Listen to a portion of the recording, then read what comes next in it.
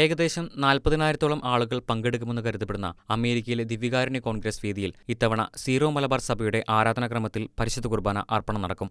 July 20-ാം തീയതി ഇന്ത്യാനയിലെ Lucas oil സ്റ്റേഡിയത്തിൽ അർപ്പിക്കപ്പെടുന്ന പരിശുദ്ധ കുർബാനയ്ക്ക് ചിക്കാഗോ സെന്റ് തോമസ് എപ്പാർക്കി മെത്രാൻ മാർ ജോയ് ആലപ്പാട്ടായിരിക്കും മുഖ്യ കാർമ്മികത്വം വഹിക്കുന്നത്. ദിവ്യബലി അർപ്പണവേദിയിൽ 100-ന്റെ മുകളിൽ മെത്രാന്മാരുടെ സാന്നിധ്യം ഉണ്ടാകുമെന്ന് മാർ ആലപ്പാട്ട് ദ പില്ലർ എന്ന മാധ്യമത്തിന് നൽകിയ അഭിമുഖത്തിൽ പറഞ്ഞു. വിശ്വാസികളുടെ ഇടയിൽ ദിവ്യകാരുണ്യ ഭക്തി പ്രചരിപ്പിക്കുക എന്ന ലക്ഷ്യവുമായി അമേരിക്കൻ മെത്രാൻ സമിതി ആഹ്വാനം ചെയ്ത 3 വർഷം നീണ്ടുനിന്ന നാഷണൽ യൂക്കറിസ്റ്റിക് റിവൈവലിന് ജൂലൈ 17 മുതൽ 21 വരെ നീണ്ടുനിൽക്കുന്ന ദിവ്യകാരുണ്യ കോൺഗ്രസോടുകൂടിയായിരിക്കും സമാപനമാകുന്നത്. 2022-ലെ വിശുദ്ധ കുർബാനയുടെ തിരുനാൾ ദിവസം ആരംഭിച്ച നാഷണൽ യൂക്കറിസ്റ്റിക് റിവൈവൽ ആദ്യത്തെ വർഷം ശ്രദ്ധ കേന്ദ്രീകരിച്ചത് രൂപതാ തലത്തിൽ ആയിരുന്നു. രണ്ടാമത്തെ വർഷം പദ്ധതിയുടെ ഭാഗമായി ഇടവക തലത്തിൽ ദിവ്യകാരുണ്യ ഭക്തി പ്രചരിപ്പിക്കാനുള്ള പരിപാടികൾ നടന്നു. ദേശീയ ദിവ്യകാരുണ്യ കോൺഗ്രസ് വേദിയിലേക്ക് ജൂലൈ മാസം 6500 മൈലുകൾ ദൂരത്തിൽ ഒരു തീർത്ഥാടനവും സംഘാടകർ ക്രമീകരിച്ചിരുന്നു. 83 വർഷങ്ങൾക്ക് ശേഷമാണ് അമേരിക്കയിൽ ഒരു ദിവ്യകാരുണ്യ കോൺഗ്രസ് അരങ്ങേറുന്നത്. Bishop Robert Barron, father Mike Schmitz തുടങ്ങിയ മാധ്യമ സുവിശേഷവൽക്കരണ മേഖലകളിലെ പ്രമുഖർ ദിവ്യകാരുണ്യ കോൺഗ്രസിൽ സന്ദേശങ്ങൾ നൽകി സംസാരിക്കും.